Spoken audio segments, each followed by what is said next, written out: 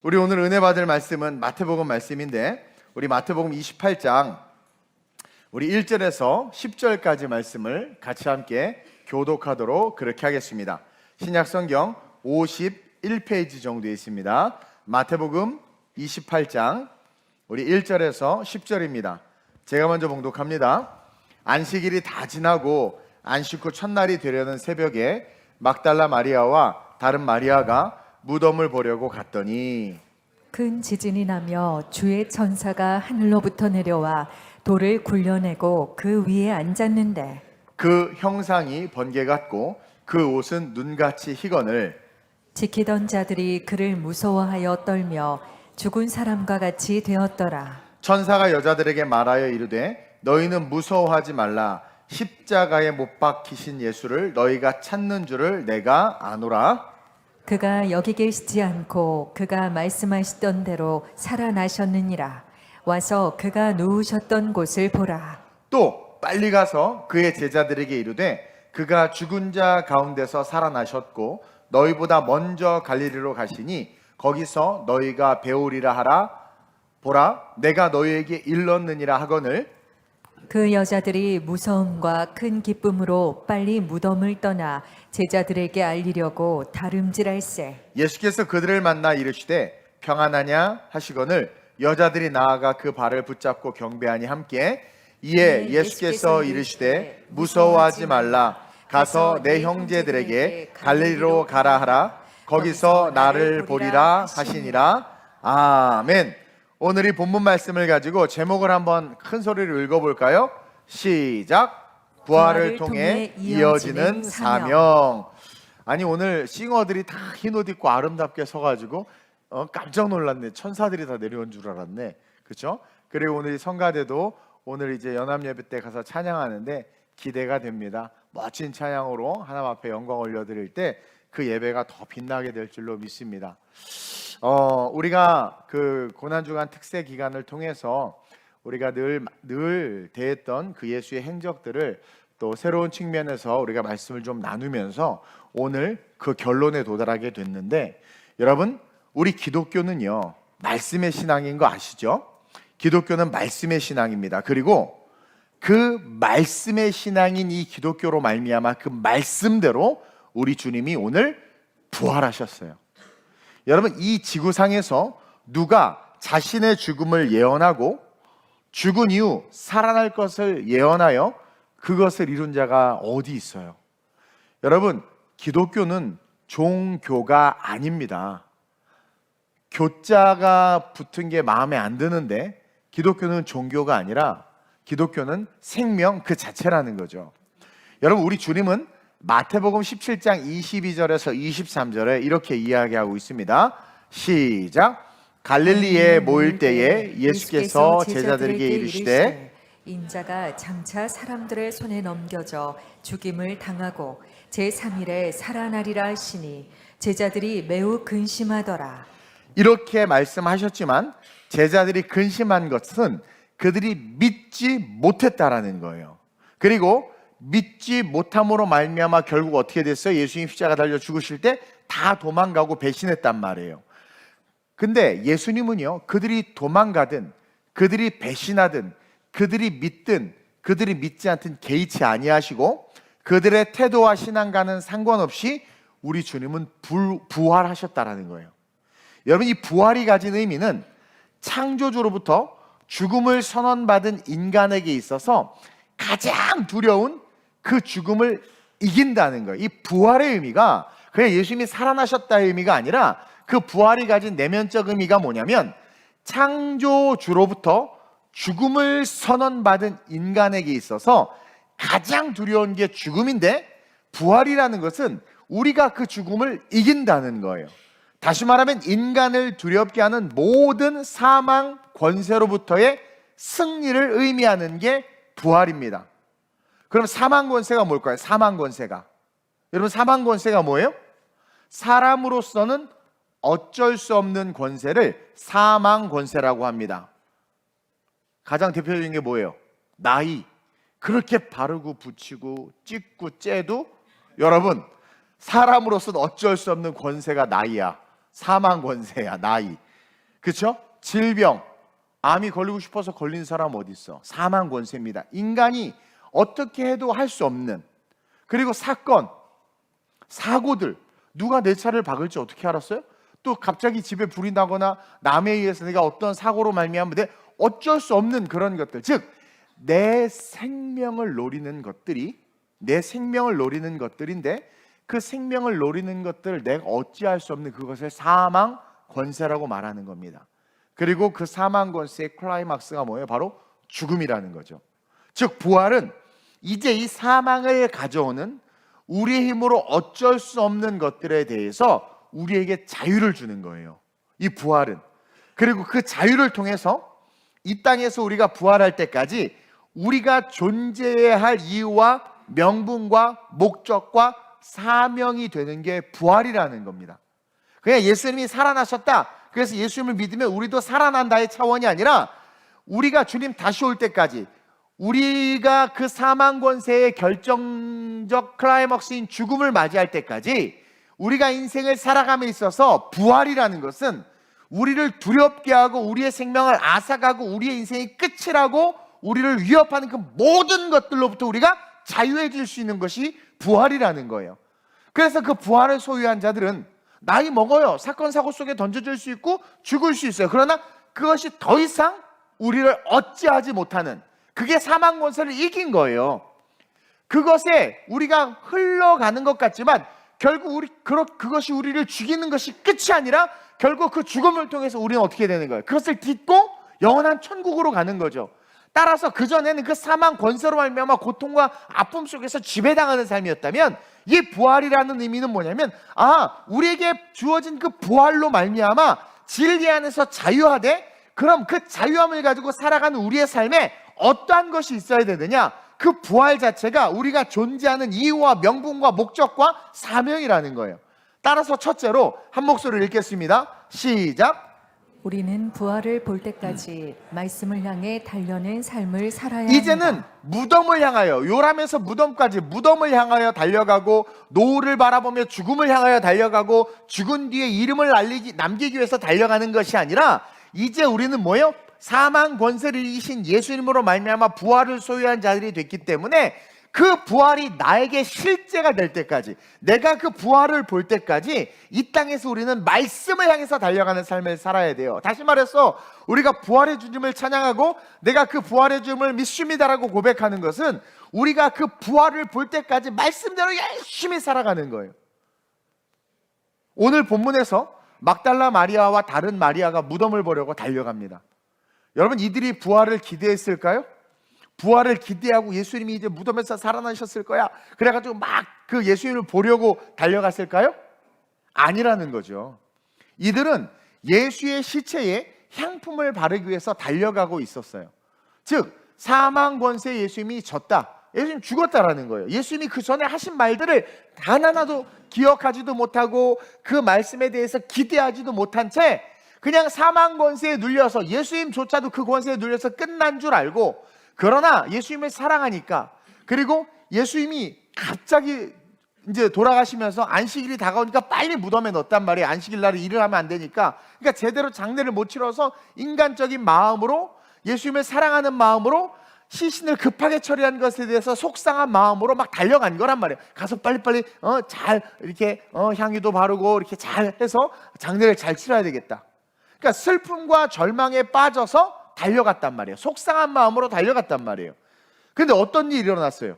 빈 무덤을 보게 됐단 말이에요. 그들이 신앙이 있고 믿음이 있어서 예수에게로 달려간 것이 아니라 그냥 단지 인간의 도리와 예수를 향한 의리와 예수에 대한 그 인간적인 마음, 그 사랑을 가지고 죽었다라는 전제하에 달려간 거예요. 이게 우리가 사는 인생이란 말입니다. 근데 그렇게 달려가서 그들이 본 것은 뭐예요? 예수의 시체가 아니라 빈 무덤이에요. 평행 본문인 마가복음을 보면 마가복음 16장 1절 3절을 이렇게 이야기하고 있습니다. 시작. 안식일이 지남에 막달라 마리아와 야고보의 어머니 마리아와 또 살로메가 가서 예수께 바르기 위하여 향품을 사다 두었다가 안식 후 첫날 매우 일찍이 해 돋을 때에 그 무덤으로 가며 서로 말하되 누가 우리를 위하여 무덤 문에서 돌을 굴려주리오 하더니. 행과 행, 자간과 자관 속에서 어디서도 부활의 주님을 기대하거나 그 부활하신 주님을 보고 싶은 마음과 설레임이 읽혀지지 않는다라는 거죠. 이들은 부활을 믿지 못했고 예수님이 하신 말씀을 단 하나도 이해하지 못했어요. 그러나 한 가지 확실한 것은 자신이 경험하고 함께했던, 보고 느꼈던, 이게 포인트인데, 그 예수님을 사랑했다라는 거예요. 그래서 그 사랑 때문에 말씀은 못 믿었어. 예수님이 하신 말씀을 깨닫지도 못했어. 그리고 죽음으로 끝났다고 생각했어요. 그래서 진짜 죽었다는 것을 완전하게 확인하려고 향품을 들고 갔단 말이에요. 근데 그 간 동기가 뭐예요? 예수님을 사랑했다라는 거예요. 말씀을 이해하지 못하고 때로는 성경이 와닿지 않을지라도 기록된 말씀들 속에서 주님이 얼마나 우리를 사랑하는지 저와 여러분들이 느끼고 깨닫고, 그리고 우리가 정말 그 주님을 사랑한다면 주님은 이 여인들에게 부활의 주님으로 나타나 보이심과 같이 부활의 주님을 믿을 수밖에 없도록 우리의 삶에 나타나시며 역사하시며 우리를 부활의 그 승리로 인도해 주실 거라는 거예요. 여러분, 우리가 어떻게 이 성경을 다 이해하고 이 말씀을 깨닫습니까? 물론 설교를 통해서 깨닫고 또 은혜를 받기도 하죠. 우리 청년들이 이번 특세 때 은혜를 많이 받았나 봐요. 말씀이 너무 좋았다고? 내가 이런 말이니까 좀 그런데 어쨌든. 근데 그러면 뭐합니까? 2, 3일 지나면 원래대로 야 똑같아. 그렇죠? 근데 중요한 건 뭐냐면 이렇게 말씀을 읽고 신앙생활하는 가운데 우리 안에 뭐가 생겨야 되냐면, 신이라고 안 믿을지라도 이들이 그냥 예수에 대한 사랑하는 마음, 그분의 따뜻한 눈길과 그분과 함께했던 추억들, 그분의 말씀이 세상과 달랐고 그분에게 경험했던 그런 어떤 은혜들, 그러므로 말미암아 그를 사랑한 것뿐이었어요. 그래서 그 사랑 때문에 달려온 거예요. 여러분들이 말씀 다 몰라도 좋아요. 주일날 공예배 때 예수님을 사랑하는 그 마음만 가지고 달려와도 주님은 그 사랑으로 말미암아 그것을 매개 삼아 부활의 주님으로서 우리의 삶에 나타나 주신다라는 거예요. 그리고 우리를 그 부활로 인도해 주실 수 있으신 분이라는 것을 보여주고 있는 거예요. 향품을 들고 달려가는 여인들의 모습은 인간적으로는 예를 다하고 선하고 착한 모습일 수 있지만, 여러분, 주님의 입장에서는 완전한 불신이에요. 불신. 완전한 불신이에요. 너 죽었다 전지하고 향품 가지고 간 거 아닙니까? 완전한 불신이에요. 근데 그 불신의 행위 속에 있는 그 마음이, 행위는 불신이야, 말씀을 못 믿은 거죠. 불신의 행위 속에 있는 그 마음이 예수님을 향한 사랑이었다라는 거예요. 그래서 주님은 그 누구보다도 이들에게 가장 먼저 자신을 보이셨어요.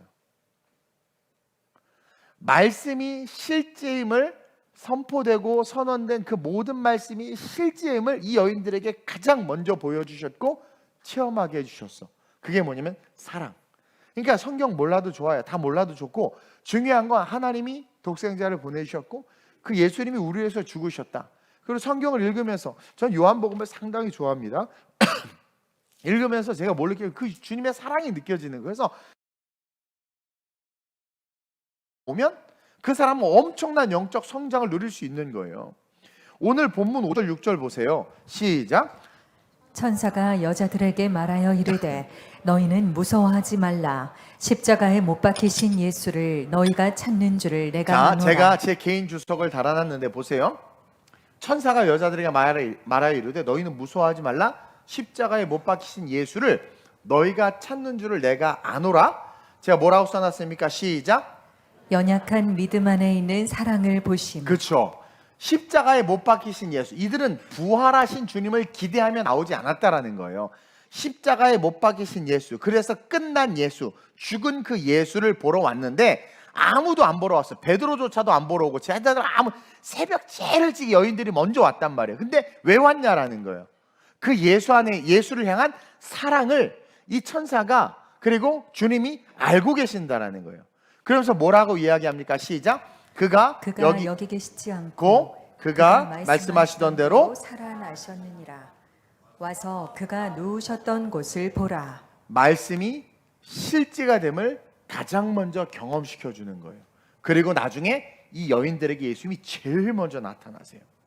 여러분, 그래서 부활의 신앙인 기독교에서 가장 중요한 것은 바로 그 예수님을 다 알지 못하고 다 믿지 못해도 성경을 다 이해하지 못해도 뭐 성경 몇 번 읽었습니까? 한 번도 못 읽은 사람 기가 갑자기 팍 죽어. 나 40번 읽었습니다. 미안합니다. 더 맞아야 돼. 40번 읽었으면 40번 읽은 삶을 살아내야 되는데, 그렇죠? 여러분 누가 성경 몇 번 읽었습니까? 그러면 아직 한 번도 못 읽었습니다. 차라리 그러세요. 그렇죠? 근데 보세요. 그렇게 기가 주고 이렇게 주눅드는데 우리가 그것에 그럴 주눅들 필요가 없다라는 거예요. 예수님을 다 알지 못하고 우리가 그 성경 말씀을 다 이해하지 못해도 우리가 예수님을 사랑해야 된다라는 것이 가장 중요하다라는 거예요. 그러니까 우리의 신앙생활의 포인트는 예수님을 사랑해야 돼. 근데 요즘에 이성과 지성에 묶인 자들은 성경을 막 자르고 찍고 쪼개가지고 막 그냥 지식과 이성으로만 막 성경 말씀을 깨닫고, 신학자들도 새로운 이론을 이렇게 뭔가 만들어내가지고 자기를 띄우려고 하고 온갖 무슨 파. 그러니까 신앙이 없이 머리만, 이 가분수들, 머리만 큰 사람들, 신학교에도 그런 애들 되게 많아요. 신앙이 하나도 없어. 예수를 사랑하지도 못하는데 그냥 무슨 무슨주의 여기에만 미쳐가지고 정작 예수를 못 만나는 거죠. 몰라도 돼요. 괜찮아요. 중요한 건 여러분 말씀을 읽다 보면요 정말 신기하게 주님을 사랑하게 되고 하나님을 사랑하게 돼요. 핵심은 우리가 다 알지 못하고 믿지 못해도 예수님을 사랑하는 것이 신앙에서 너무 중요하다. 그리고 더 놀라운 것은 저도 경험했는데, 진짜 저도 성경을 열심히 제가 청년 때 저희 목사님이 성경을 열심히 읽으래요. 그래서 그때부터 복음서, 구약은 재미없을 것 같아요. 신약부터 열심히 읽었어요. 근데 정말 읽다 보니까 예수님이 너무 좋아지고 나도 모르게 예수님을 제가 사랑하게 되는 것을 경험하게 됐어요. 그러니까 성경, 신앙, 신학 이런 거 몰라도 예수님을 사랑하게 되는 마음이 생기더라는 거죠. 그리고 그 예수님을 사랑하게 되므로 열심을 내기 시작하는 거죠. 제가 신앙생활에. 그리고 그렇게 열심을 내다 보니까 어느 순간 영적인 체험을 하고 역사를 경험하고 그리고 부활의 소망과 기쁨을 제가 누리게 되는 것을 경험했어요. 그래서 제가 천국 소망이 있는 이유가 그거예요. 여러분, 그래서 부활은 우리에게 더욱더 예수님을 사랑해야 하는 사명으로 이어진다는 것을 깨달아야 돼요. 그냥 단순히 예수 부활하셨으면 우리 부활한다 이게 아니라, 부활하신 예수님을 통해서 우리가 뭘 깨닫느냐? 부활을 통해서 이어지는 사명은 뭐냐면, 더욱더 예수님을 사랑해야 되는구나. 더욱더 사랑해야 되는구나. 그리고 예수님을 사랑하는 방법은 말씀을 읽으면 되는구나. 말씀을 읽고 하는 가운데 예수님을 사랑하는 마음이 생기고, 그 사랑하는 마음으로 또 신앙생활을 하다 보면 열심히 생기고, 그러다 보면 이 여인들처럼 부활하신 예수님이 어느 날 내 앞에 확 나타나 계시고, 어느 날 성령이 내 안에 확 내주하시고, 어느 날 행과 행, 자간과 자간이 열려지면서 큐티할 때 놀라운 말씀이 나에게 말씀을 걸어오는 거예요. 이런 은혜들이 부활이라는 이 하나님의 축복 속에 담겨진 의미라는 것을 우리가 깨달아야 됩니다. 그러면서 둘째로, 시작. 부활의 확신은 부활의 증인의 삶을 요구하고 있습니다. 부활의 확신. 여러분 예수님이 부활하신 것에 대한 확신 있으세요? 없으세요? 있죠? 그렇다면 그 부활의 확신을 가진 자들, 그 부활의 확신이라고 하는 그 마음은 부활의 증인의 삶을 요구한다라는 것을 알아야 돼요. 이 여인들은요 너무 놀라고 또 감격하는 그 과정 속에서 내면적으로는, 와, 정말 우리 예수님 말씀하신 대로 살아나셨네? 아마 그랬을 거예요. 진짜 예수 딱 보면 향품 들고 왔는데 이게 부끄러워졌어요. 정말 살아나셨네? 주님 맞으세요? 막 그러면서, 그리고 막 정말 죽음을 이기셨네? 그러면서 예수님이 그동안 하셨던 말씀들에 대해서 모든 것들이 주마등처럼 스쳐 지나가면서 모든 것들을 되새기면서 아마 새로운 차원으로 믿음이 성장했을 거예요. 저도 옛날에 제자훈련 같은 거 받을 때 목사님 무슨 말씀을 하실지 잘 몰랐어요. 그러다가 제가 어떤 뭔가 경험을 딱 하면서 이게 이래서 그렇구나 하면서 구슬이 깨지듯 쫙 말씀이 파노라마처럼 이렇게 흘러갔던 적이 있거든요. 생각해 보세요. 예수님을 가장 사랑하고 예수님 발밑에서 말씀을 듣고 예수님을 키우고 예수님과 늘 함께했던 7 귀신을 들린 여자를 고쳐줬잖아요. 그게 막달라 마리아거든요. 그러니까 그런 기적을 체험한 얼마나 예수님과 곁에서 말씀 듣고 끝까지 함께 있습니까? 근데 부활에 대해서 인식하지 못했는데 그 부활한 주님을 딱 마주하는 순간 그분만 좋아했다가 그냥 그분을 사랑했는데 사랑을 뛰어넘어 그분이 하신 말씀이 실제였고 이게 다 진짜구나라는 게 그 마음속에 확 들어오는 거죠. 그러면서 새로운 차원으로 그 믿음이 이 여인들은 성장했을 것이라는 거예요. 제가요 나름 청년 때 정말 열심히 신앙생활 했거든요. 예. 근데 예수님을 사랑하면서 어쨌든 열심히 신앙생활을 했어요. 그러다가 성령을 받고 방언을 하면서 동시에 내 안에 막 뭔가 변화가 일어나는 저를 직면하면서 제가 제일 처음에 깨달았던 건 정말 성령이 있네? 방언이 되네? 그리고 정말 말씀대로 기도했더니 응답이 되네? 그러면서 제가 그것들을 실제로 경험한 적이 있어요. 그러면서 제 신앙이 훅 성장했거든요. 그렇게 오래 교회를 다니고 성경 요절을 외우고 상도 타고 제 이름에도 상 탔어요. 요절 잘 외워서 그 상도 타고 그랬는데 그 말씀이 하나도 실제가 되지 못했었어. 기가 막히게 외웠는데 외우기만 했지 상 받는 순간 다 까먹어. 근데 성령을 체험하면서 또 간절히 기도했던 기도가 응답되면서 제 신앙의 수준과 깊이가 달라졌어요. 전에는 교회 다니는 청년이었다면 그 이후에 저는요 예수를 전하는 청년으로 바뀐 거예요.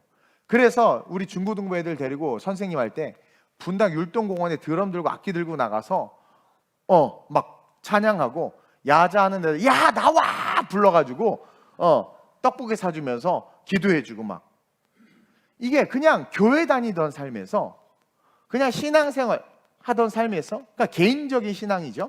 그런 삶에서 이제는 예수를 전하고 복음을 전하는 전도하는 청년으로 바뀌었다라는 거예요. 그 전에 섬김과 봉사 정말 열심히 했어요. 저. 근데 그게 돌이켜보니까 목사님한테 인정받고 사람들한테 인정받고 착한 사람, 착한 삶으로서의 그냥 봉사와 섬김이었어요. 그 전에는. 근데 이 말씀이 경험된 이후에 저의 봉사와 섬김은 어느 순간 자발적이 됐어요. 그러니까 옛날에는 목사님이 자 특세다 나와라 그러면 특세다 그래 결단하고 며칠 전부터 마음을 다져야 돼. 근데 말씀이 경험된 이후에는요 특세네? 이게 바뀐 거예요. 내가 자발적 헌신이 내 안에 있는 걸 제가 경험하는 거죠. 그러면서 주님의 기쁨이 되고자 하는 그런 마음이 올라오고 그런 것에 대한 영적인 만족을 막 누리면서 섬김과 봉사를 하는데 인정받고 보여지기 위한 섬김과 봉사였다면 이제는 내 스스로의 영적 만족이 되는 거예요. 그게 기쁜 거예요. 이 여인들도 마찬가지였을 거라는 거죠. 이 복음과 말씀이 실제가 됨을 경험하고 또 눈으로 천사를 보고 정말 큰 돌로 문을 가려놨거든요. 그렇죠? 정말 굳게 지키던 그 돌이 이거 누가 굴려주나 했는데 굴려져 있고 예수님의 빈 무덤을 보는 순간 그렇죠? 이들이 뭘 깨달았을 것 같아요, 여러분? 이 천사의 메시지를 통해서 우리에게 주시는 이 부활 속에 있는 이 사명을 이 여인들이 깨달았을 거라는 거죠. 6절 7절을 봅니다. 제 주석하고 같이 볼게요. 시작. 그가 여기 계시지 않고 그가 말씀하시던 대로 살아나셨느니라. 와서 그가 누우셨던 곳을 보라. 자, 이 천사가 하는 말이 포인트가 있는데 그가 예수님이죠. 여기 계시지 않고 뭐라고 해요? 그가 말씀하시던 대로. 여기 계셔야 될 그가 여기 없는데 그가 전에 말씀했잖아. 말씀하시던 대로 살아나셨느니라. 와서 그가 누우셨던 것을 보라. 이게 뭐냐면 이제 이 여인들에게 이 천사가 experience, 경험의 신앙을 불어넣고 있는 거예요. 그렇죠? 너가 들은 말씀 기억해? 그분이 하셨잖아. 너는 그냥 그분을 사랑하면서 쫓아왔지. 근데 봐봐. 그 사랑을 주님이 기뻐하셔. 근데 이제는 그 사랑이 아니라 부활하셨어. 그 주님이. 근데 그 부활하신 주님이 그 전에 뭐라고 말씀하셨어? 그가 말씀하시던 대로 살아났지. 봐. 안 계시지? 이제는 경험된 말씀으로 말미암아 살아가는 삶이 되라고 촉구하고 있는 거예요. 그러면서 계속 시작. 또 빨리 가서 그의 제자들에게 이르되 그가 죽은 자 가운데서 살아나셨고 너희보다 먼저 갈릴리로 가시나니 거기서 너희가 배우리라 하라. 보세요. 이거를 제자들이나 남자가 아니라 이 여인들에게 예수님을 사랑했던 말씀을 믿고 부활을 믿지 못했어요. 신앙의 수준이 형편없었지만 그 경험되어진 예수를 사랑했던 여인들이 그 사랑하는 마음으로 인간의 예를 다하기 위해서 달려왔을 뿐인데, 천사가 그들의 그 사랑을 이제는 뭐예요? 너 그가 하셨던 말 기억나? 말씀이 경험되어지는 신앙으로, 그 말씀이 실제가 되는 신앙으로 그들의 삶을 바꾸고 나서 무엇을 촉구하냐면, 그 여인들에게 자 봐봐, 말씀대로 살아나셨잖아. 이제 예수님이 갈릴리로 너희들보다 먼저 갈 건데 너 빨리 가서 제자들에게 예수님의 부활의 소식을 알리라는 거예요. 즉 부활을 통해 이어지는 사명을 우리에게 보여주고 있는 거예요. 그리고 누구에게? 유대 사회에서 숫자를 셀 때 개수가 되지도 않는 여인, 유대 땅에서 가장 약한 자라고 불리우는 자, 7 귀신이 들렸다라는 주홍 글씨가 새겨진 여자, 그렇죠? 예수를 낳았다고 유대인들을 거짓으로 몰고 가는 자의 어머니라는 낙인치 그 여인, 세상의 그 약자, 초라한 그들, 그러나 그들의 심지에 뭐가 있었어요? 경험된 예수를 사랑했어요. 말씀은 몰랐지만 그래서 다가와서 왔더니 예수님이 그걸 너무 기뻐하셔서 그 사랑을 기반으로 어떻게 했어요? 봐라, 그가 하신 말씀을 봐라. 말씀이 경험되어지게 하고, 말씀이 경험되어진 자들은 어떠한 삶을 살아야 되는 줄 아니 얘들아? 갈릴리로 가서 빨리 전해. 즉 부활은 우리로 하여금, 계속 읽어봅시다. 시작. 내가 너희에게 일렀느니라. 천사가 그렇게 이야기해요. 이것은 뭐냐면 천사 역시 부활을 통해 이어지는 사명을 완수하고 있는 거예요. 이게 뭐냐면 내가 너에게 일렀다. 천사가 이제 사인 받은 거예요. 택배 왔을 때 사인 받은 거예요. 자, 나는 예수님이 시킨 대로 너네한테 다 얘기했다. 사인 받은 거예요. 천사도 부활로 이어지는 사명을 해냈고 완수했던 것처럼 이제 여인들아, 너희들은 이 부활을 통해서 끝나는 것이 아니라 이 부활이 가진 생명을 너희들이 이제 전해야 돼 라고 이야기하고 있는 거예요. 즉 예수님은 이제 우리가 달려가며 전해야 할 복음은 완성된 부활에 대한 복음이어야 함을 선언하고 있는 거예요. 그가 말씀하시던 대로 살아났다. 말씀이 다 이루어진다. 이제 완성된 부활, 이것은 실제다. 따라서 부활을 경험한 너희들은 그 완성된 부활에 대해서 세상 속으로 달려나가 외쳐야 된다는 거예요. 근데 그 천사가 뭐라고 이야기합니까? 제자들에게 이야기하라는 거예요. 그럼 여기서 제자들의 컨디션을 한번 볼까요? 그때 제자들은 겟세마네에서 다 도망가고 막 귀 자르고 계집 요정 앞에서 예수님 3번 부인하고 난리 부르스의 제자들이에요. 예수를 배신하고 배반하고 다 도망간 제자들에게 이 여인이 뭐래요? 이 여인들에게 그들에게 달려가라는, 그들에게 다시 가라는 거예요. 즉 과거의 실패가 아니라 앞으로 이루어질 우리들의 부활에 대해서 외치라는 거야. 과거가 아니라 누구나 실패하고 넘어지고 쓰러질 수 있어요. 근데 여인들에게 나를 사랑하는 너희들아, 너희들에게 먼저 부활의 이 말씀의 실제가 됨을 경험했지. 그 실제가 된 부활을 가지고 넘어진 그들에게 가서 넘어진 것으로 멈춰진 인생이 아니라 부활이라는 것은 이제 이것은 지나갔어. 그러한 그들에게도 앞으로 이루어질 부활이 있음을 가서 외치라는 거예요. 다시 말하면 성경은 지금 제자들을 회복시키고 있는 거예요. 그래서 예수님은 부활하셔서 3번 부인한 베드로에게 3번 되갚아 물으시면서 회개하게 한 거예요. 발을 닦은 것처럼 회개하게 한 거예요. 그러면서 부활의 주님을 증거하는 증인이 되게 하신 거예요. 의심 많은 도마에게 자신을 만져보라고 하심으로, 두들겨 패도 현찬을 파는데 막 만져보라고 하심으로 부활하신 주님을 증거하는 사명을 가진 자로 도마를 일으켜 세우고 있는 거예요. 즉 부활은 과거가 없어요. 부활은 과거가 아무런, 그들의 과거가 단 1도 영향을 끼칠 수가 없다라는 거예요. 부활이라는 것은 이미 이전 것은 지나갔고 이루어질 완성된 부활을 향해서 달려나가라는 사명 그 자체가 부활이라는 거예요. 부활 자체가 부활이 사명이 돼서 그 사명의 부활을 이루기 위해서 달려가는 삶을 촉구하고 있다는 것을 우리가 깨달아야 된다는 거죠. 말이 어렵죠? 그러니까 이 부활절이라는 것은 예배하면서 성찬하면서 우리가 그냥 감사하고 노래 부르고 끝났다, 뭐 계란 왜 우리 교회는 안 줘, 남만 주고 막 이게 아니라 부활절에 와서 막 교회에서 뭐 받아가려고 하고 막, 요즘에 모든 교회가 부활절에 뭘 다 준대요. 우리 교회만 안 줘. 우리 교회는 말씀을 주잖아요. 기분이 안 좋나?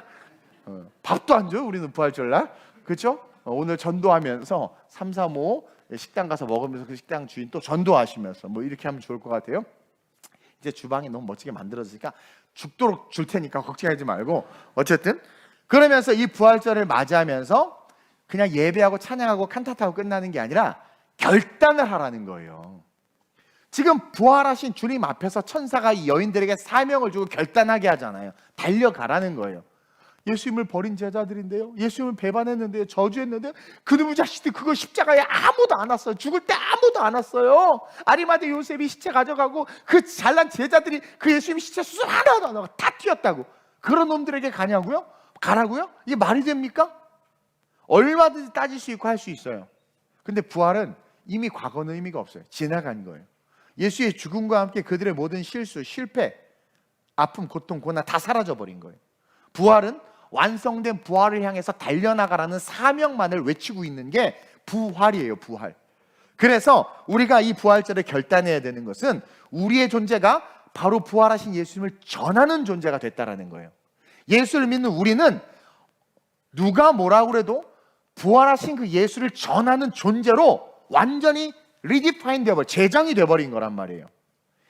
그래서 이와 같은 자는 첫째로 시작, 내가 부활에 대한 확신과 소망이 있어야 돼요. 다시 말하면 부활의 주님을 전한다는 것은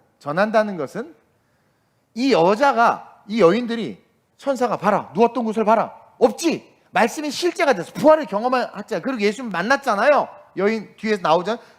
예수님이 그들을 만나줬단 말이에요. 그러니까 이들이 그 부활하신 주님을 만나서 뭐예요? 부활에 대한 확신과 소망이 생긴 거예요. 이러한 자들만이 부활을 전할 수 있는 거예요. 그러면서 둘째로 시작, 그 확신이 사랑하는 자들에게까지 전달되는 실제가 되어야 합니다. 그렇죠. 이게 중요한 거예요. 그 확신이 내가 사랑하는 자들에게까지 전달이 되는 실제, 전달해야 돼. 그러니까 나만 갖고 있는 부활, 주님 부활하셨어, 아 그래 부활, 난 부활할 거야 라고 멈춰져 있는 자들은 아마 모르겠어요. 어떻게 될지 모르겠어요. 부활이라는 것은 지금 이 여인이 그 어떻게 보면은 그 3년간 예수 따라다니면서 뭐 예수님에게 그냥 뭐 목숨 다 바칠 것처럼 하다가 다 도망간 그들에게 예수의 어머니 마리아 입장에서 어떻겠습니까? 미울 수 있잖아요. 근데 그들에게로 가라는 거예요. 이것은 뭐냐면 너 그들 사랑하지. 이 마리아와 이 막달라 마리아의 마음속에 제자들에 대한 긍휼과 안타까움이 있었던 거예요. 시간이 없어서 다 말씀 못 드리지만 사랑하는 자에게로 보낸 거예요. 사실은 사랑하는 자에게로 보낸 거예요. 그리고 예수님을 사랑했는데 자기네들이 가진 한계, 이성의 한계, 어떤 그런 용기의 한계, 그 다음에 어떤 그 확신의 한계, 두려움의 한계에 부딪혀서 도망가고 배신하고 부정했던 그들. 그러나 예수님을 사랑했단 말이에요. 근데 자신들의 연약함 때문에 도망갈 수밖에 없었던 그들. 그 불쌍함과 안타까움, 그 긍휼에 대한 마음이 주님에게 있는 거예요. 그래서 이 여인을 통해서 부활은 예수님이 그들을 사랑했잖아요. 제자들을. 그 사랑의 대상으로 흘러가게 하는 거예요. 그래서 부활절을 경험하고 부활하신 주님을 믿는 우리는 먼저 진짜 그 부활에 대한 확신과 소망을 가져야 하고, 그 확신과 소망이 있다면 그 확신과 소망을 가진 내가 사랑하는 사람에게 그게 전달돼야 돼. 그것을 전해야 돼. 그것을 전할 때 내가 부활에 소망이 있는 자라는 거예요. 그 좋은 부활에 대해서 소망이 있는데 전하지를 않아. 제가 왜 여러분들에게 계속 천국 얘기하는 줄 아죠? 그 천국 소망이 나에게 진짜거든. 그래서 여러분들 계속 천국 얘기하는 거예요. 그게 진짜가, 부활의 소망이 진짜가 된 자들은 막 이렇게 하고, 나 우리 교회 성가대 세울 자리 가서 막 사실 여러분들 세우고 싶어서 가는 거예요. 여기 우리 너무 사랑하고 막 너무 사랑하니까 막 세워주고 싶은 거예요. 그게 주님의 마음이라니까요. 그러니까 그 사랑을 통해서 그 사랑이 흘러가길 원하는 것, 그 흘러가는 그 자체가 뭐다? 부활이다. 그래서 그게 전달이 되면 그들에게 어떻게 부활의 생명이 임하는 거잖아요. 예수님은 자신이 사랑하는 제자들에게 이 부활이 실제임을 빨리 알리게 하셨고, 자신이 사랑하는 자들에게 제일 먼저 자신의 부활을 보이셨잖아요. 자신이 그러니까 사랑하는 그들이, 여러분 옆 사람 보세요. 한 번쯤 배신 당해봤죠? 예수님 엄청난 배신 당했어. 그럼에도 불구하고 배신이 사랑을 이기지 못했네.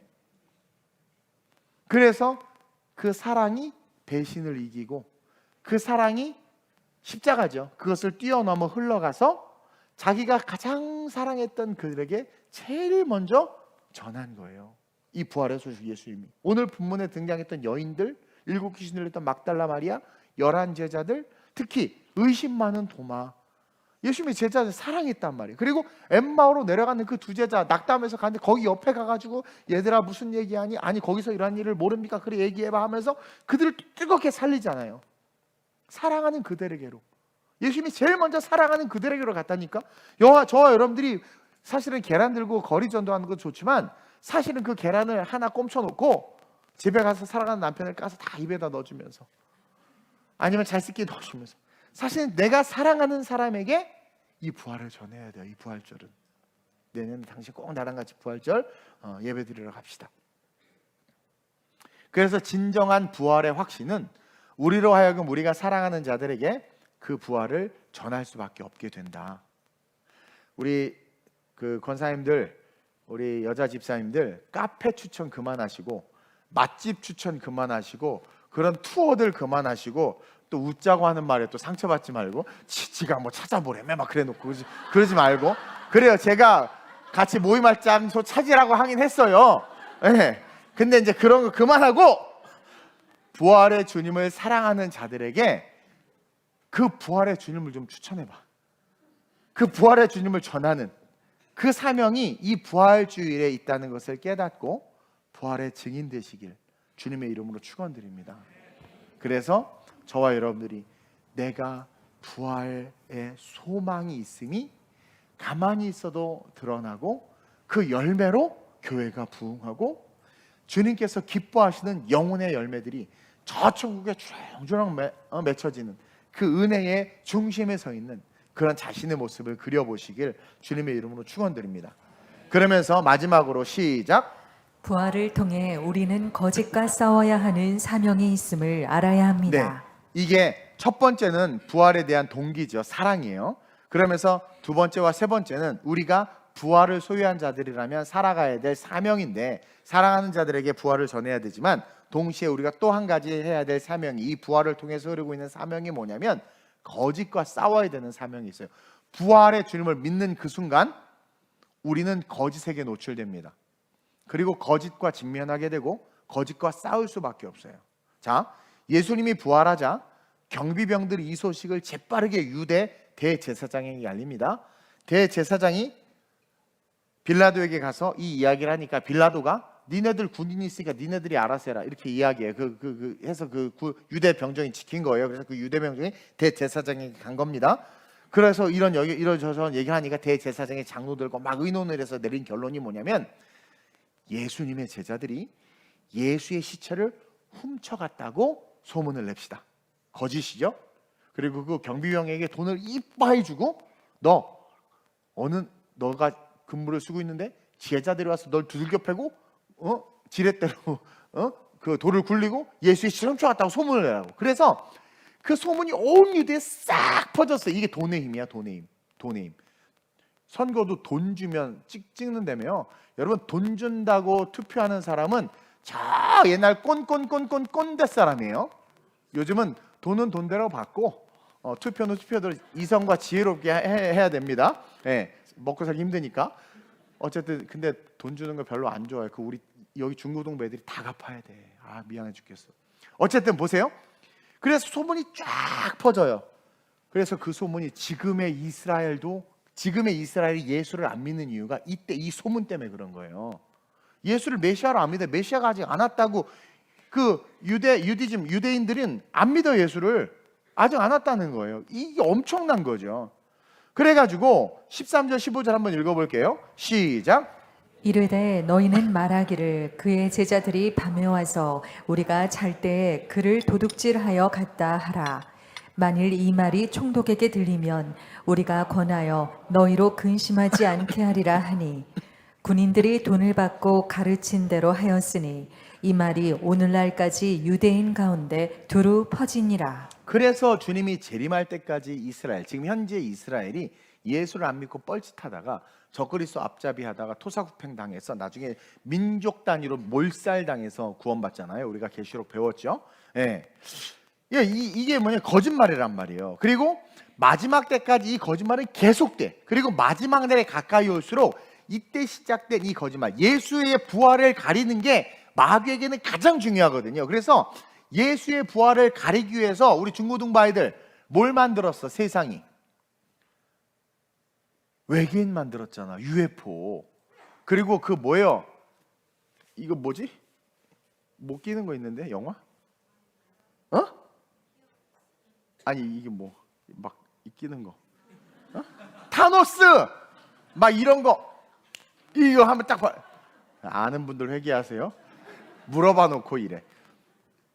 그래서 부활을 가리기 위해서 외계인이 뭐 납치해가고 사람이 끌려 올라가고 이런 얘기들을 지금 막 만들어내는 거예요. 이게 만들어내는 거예요.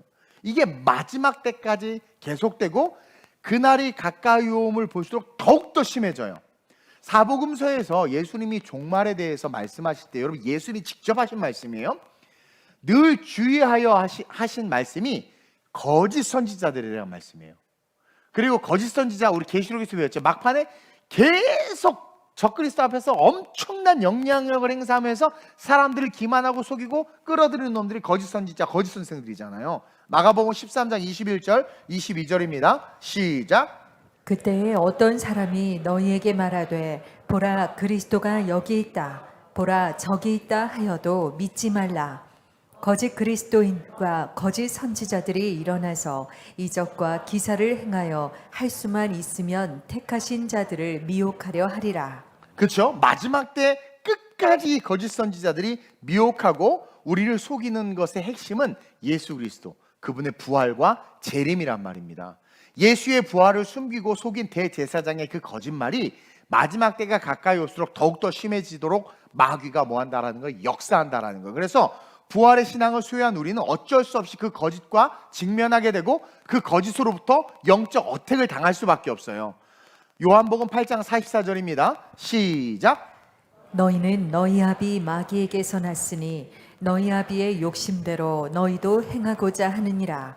그는 처음부터 살인한 자요 진리가 그 속에 없으므로 진리에 서지 못하고 거짓을 말할 때마다 제 것으로 말하나니 이는 그가 거짓말쟁이요 거짓의 아비가 되었음이라. 그래서 제가 거짓말하는 사람을 제일 싫어해요. 제일 싫어해요. 특히 나를 걸고 막 거짓말하는 사람들. 근데 보세요. 거짓을 말할 때 제 것으로 말하나니, 거짓이 마귀 거예요.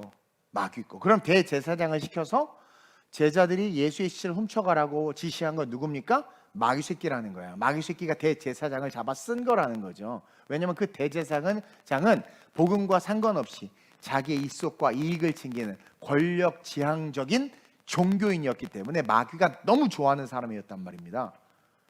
그리고 마귀의 정체가 뭐예요? 거짓의 아비, 거짓 그 자체가 마귀라는 거예요. 따라서 우리는 부활의 신앙을 통해서 이 거짓과 싸우며 모든 민족이 예수 부활의 진리를 알 수 있도록 모든 거짓과 싸우며 거짓 선지자들과 싸우며 재림의 주님에 대해서 알리고 전하고 외쳐야 하는 사명이 부활을 믿는 우리에게 그 부활을 통해서 이어지는 사명으로 시퍼렇게 살아있다는 거예요. 근데 어떻게 우리가 거짓말을 하고 거짓의 아비가 기뻐하는 일들을 할 수 있단 말입니까? 요즘에 부활에 대해서 이상하게 얘기하고 자살에 대해서도 사람 듣기 좋으라고 이상하게 얘기하고 어떻게든 인간의 기분을 맞추려고 신학을 뒤틀어가지고 사람들이 수긍할 만한 이야기들로 변질시켜버리는 게 이 시대, 이 세상이잖아요. 다 거짓의 아비, 그 마귀의 그 아류의 그 세력들로 말미암아 교회까지도 지금 다 점령당한 상태예요. 근데 진짜 부활을 소유한 자들은 그 거짓과 싸워야 된다는 거예요. 거짓과. 이것이 마지막 우리의 사명입니다. 그래서 예수님은 오늘 본문 16절 이하에서 이 여인들에게 말씀하신 대로 그 산에 이르러 제자들에게 위대한 위임령을 주고 계시는 거예요. 그래서 여자들이 제자들에 가서 제자들하고 많은 사람들이 그 산에 모였습니다. 그곳에서 예수님이 뭐라고 이야기합니까? 우리 본문 16절에서 20절 한번 읽어볼까요? 시작. 열한 제자가 갈릴리에 가서 예수께서 지시하신 산에 이르러 예수를 배웁고 경배하나 아직도 의심하는 사람들이 있더라. 예수께서 나와 말씀하여 이르시되 하늘과 땅의 모든 권세를 내게 주셨으니 그러므로 너희는 가서 모든 민족을 제자로 삼아 아버지와 아들과 성령의 이름으로 세례를 베풀고 내가 너희에게 분부한 모든 것을 가르쳐 지키게 하라. 볼지어다 내가 세상 끝날까지 너희와 항상 함께 있으리라 하시니라. 여러분, 이제 이 말씀이 보여야 돼요. 이게 뭡니까? 거짓과 싸우라는 말씀이에요. 자, 지시하신 산에 딱 이르렀더니 진짜 예수님이 딱 계신 거야. 여인들이 한 말이 사실이야. 우리도 그날 재림하신 줄 분명히 목도하게 될 거란 말이에요. 여인들이 했던 말이 사실이고, 엠마오로 내려갔던 제자들도 만났다는 이야기라고 막 다 모였어. 도마도 만나고 다 모였어. 그러면서 주님을 딱 부활하신 주님을 본 거예요. 근데 참 신기한 말씀이 있습니다.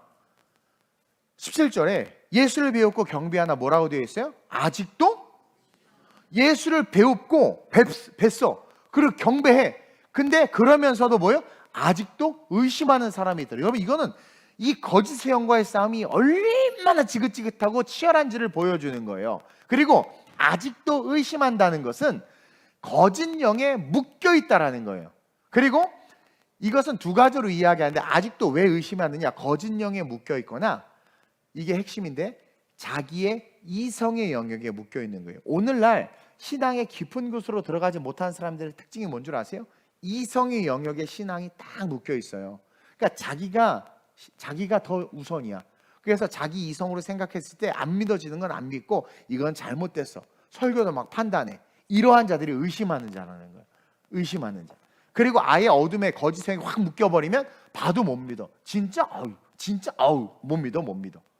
그리고 이는 전혀 영적이지 못하며 영적인 영역에 가려진 자들이 교회 안에, 신앙 안에 있다라는 거예요. 막달라 마리아도, 엠마오로 내려가던 제자들도 부활하신 예수님을 보고 처음에 알아봤어요? 몰라봤어. 다시 말하면 이 영적인 영역이 감겨있고 가려질 수 있다라는 거예요. 그리고 마귀는 그 영적인 영역을 감기고 가린다라는 거예요. 그래서 엠마오로 내려가던 제자가 예수님을 만나는데 몰라. 예수님인 줄 몰라. 부활하신 예수님을 몰라. 그러다가 말씀이 그 안에서 다시 이야기되고 그 말씀으로 가슴이 뜨거워지면서 영안이 딱 열리는 것처럼, 그래서 다시 처음으로 돌아가서 말씀을 읽고 말씀을 통해서 예수를 사랑하는 마음이 생기는 것이 우리 신앙인에게 가장 중요한 것이다. 그것이 궁극적으로 어떻게 돼요? 우리를 부활과 함께 거짓의 영을 분별해내고 거짓 선지자를 분별해내고 그 거짓과 맞서 싸워서 부활 이후에 주님께서 지시하신 산에서 제자들에게 모든 민족으로 제자를 삼아 아버지와 성령 이름으로 세례를 주라.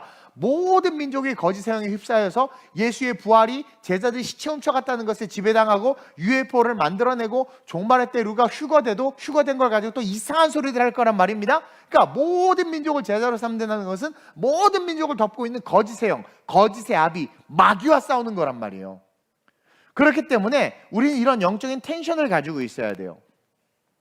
그리고 그렇게 묶여있는 자들, 이성이 묶여있고 영적인 영역에 대해서 관심이 없고 무지한 자들, 그들에게 부활의 신앙을 가진 우리가 뭘 해야 되냐면 복음을 전해야 된다는 거죠. 여러분, 세상은요 계속해서 거짓으로 예수의 부활과 재림을 가리려고 할 거예요. 계속해서 가리려고 할 거예요. 요즘에 미디어나 이런 거 얼마나 우리를 가립니까? 휴거가 돼도 아까 말한 것처럼 휴거가 됐어요? 그럼 이 땅에 남아있는 자들은 다 누구라고 그랬어? 다 안 믿는 자들이야.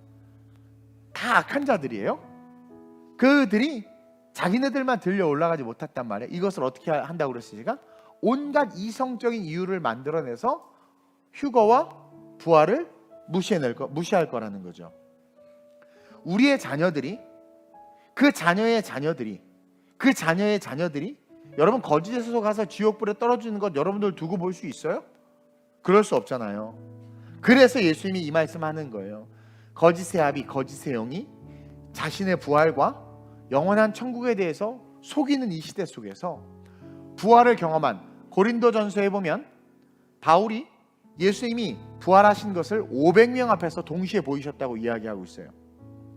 그것처럼 그 부활의 예수를 경험한 너희들이 증인이 돼서 모든 민족으로 제자를 삼아 아버지와 아들과 성령의 이름을 세례주고 내가 너에게 분부한 모든 것을 가르쳐 지키게 하라. 여인에게 봐라, 그가 말씀하시던 대로 부활하셨다. 가르쳐 지키게 하라. 말씀을 그대로 보여 실제로 경험되게 하라는 거죠. 그것이 이 부활 속에서, 부활을 통해서 우리에게 이어지고 있는 사명이라는 거예요. 저는 여러분들과 함께 땅끝까지 이르러서 거짓의 영과 싸우며 진리이신 예수 그리스도, 그 그리스도의 부활을 증거하고 외치고 전하는 그러한 정말 주님의 제자들이 됐으면 좋겠어요.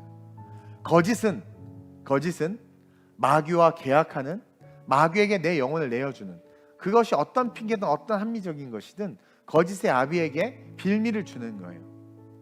우리는 더욱더 예수님을 사랑하기에 힘써야 됩니다. 말씀을 읽다 보면 사랑하게 되고, 그 사랑은 부활의 주님을 만나고 경험하게 우리를 이끌어줘요. 그리고 그 만남의 그 부활은 우리에게 어떻게 돼요? 그 부활을 전하는 사명으로 뜨거워지며, 동시에 그 사명을 향해서 걸어가는 자들이 직면하는 것은 거짓의 영과 거짓의 세력들이다. 따라서 그들과 우리가 어떻게 돼요? 싸워야 된다는 거예요. 그러한 자들에게 나타나는 게 뭡니까? 성령의 능력이다.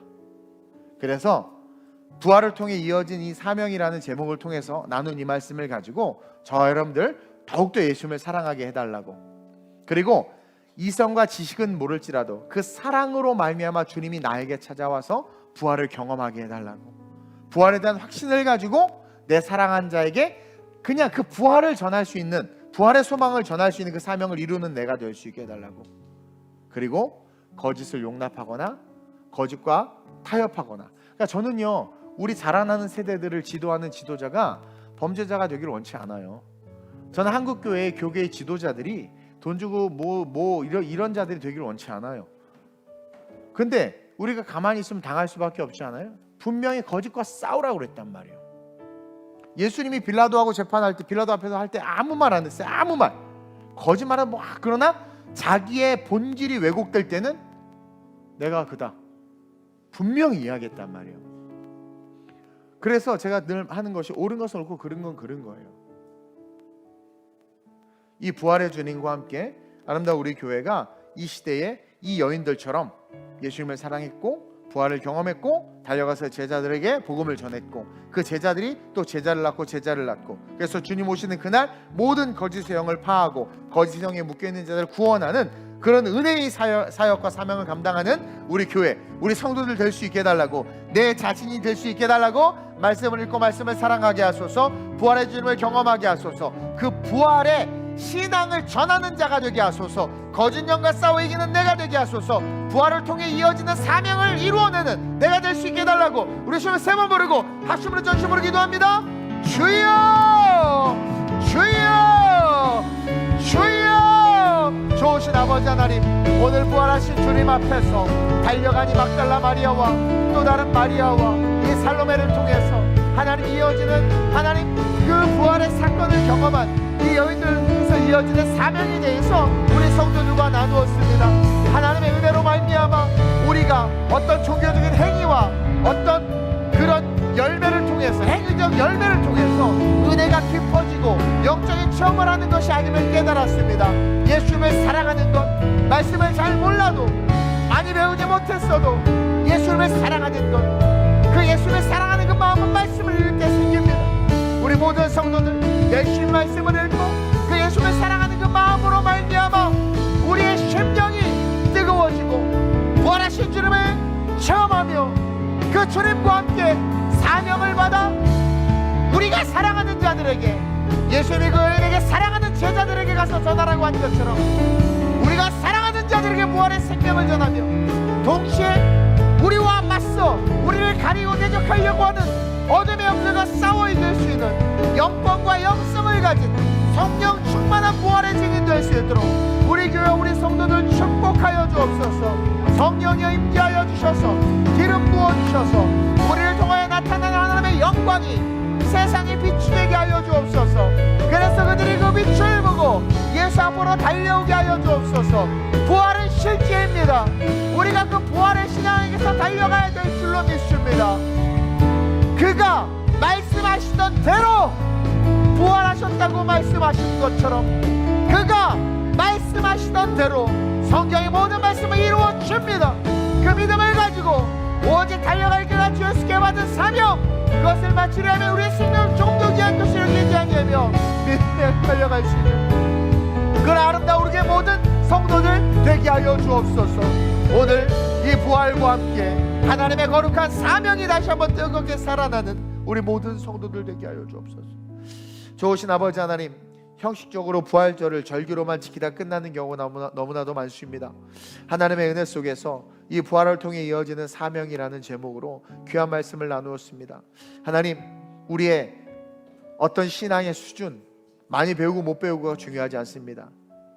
오늘 이 부활 이후에 주님이 이 여인들을 가장 먼저 만난 것은 이 여인들이 그 누구보다도 주님을 사랑했기 때문입니다. 지식과 이성이 없을 수도 있습니다. 많이 배우지도 못했고 그 당시 약자였습니다. 그러나 주님을 사랑하는 그 사랑에 주님이 반응하셔서 가장 먼저 이 여인들에게 부활의 생명을 나타내셨고 보여주셨습니다. 그리고 이 여인들에게, 예수님이 사랑하는 자들에게 부활의 소식을 전하라고 명령하셨습니다. 부활을 경험한 우리는 더욱더 예수님을 사랑해야 하고, 동시에 우리가 사랑하는 자들, 동시에 주님께서 사랑하는 내 가족들, 나에게 붙여준 자들, 그들에게 부활의 신앙을 전해야 합니다. 또한 동시에 거짓의 아비 마귀가 거짓으로 부활과 예수에 대해서 가리고 있는 이 시대 속에서 우리가 싸워야 되는 대적이 그 마귀의 어둠의 권세임, 그 거짓의 권세임을 깨닫고 굴하지 아니하며 속지 아니하며 예수의 부활과 그 말씀의 진리를 모든 민족에게 전하는 그 사명 다시 한번 마음에 다지며 이후에 전도 나갈 때 그 마음으로 전도하게 하시고, 믿지 않는 가족들을 대할 때 간절한 마음으로 대하게 하셔서 하나님의 은혜 속에서 그들의 심령이 우리의 그 사랑으로 말미암아 변화되는 역사가 나타날 수 있도록 또한 주님 이끌어 주시옵소서. 성찬을 대합니다. 우리의 모든 연약함들이 이 성찬과 함께 깨끗하게 하여 주옵시고 부활과 함께 새롭게 다시 시작하게 하여 주옵소서. 날수와 연수와 시수를 정하여 늘 우리로 하여금 다시 시작할 수 있는 은혜를 주시는 주님, 희년을 통하여 또 다시 시작할 수 있는 은혜를 주시는 그 주님, 늘 새롭게 하시는 그 주님 앞에서 우리가 또 2024년 이 부활주일 성찬과 함께 새로워지기를 원합니다. 옛사람의 구속과 습관들, 또 그간에 바로 오늘 이 예배 직전까지 있었던 모든 죄악들과 연약함들 씻겨주시고 온전하게 부활에 흐르는 거룩한 사명으로 일어날 수 있는 아름다운 우리 모든 성도들 되게 해 주옵소서. 감사함을 드리며 좋으신 예수님의 이름으로 축복하며 기도드립니다. 아멘.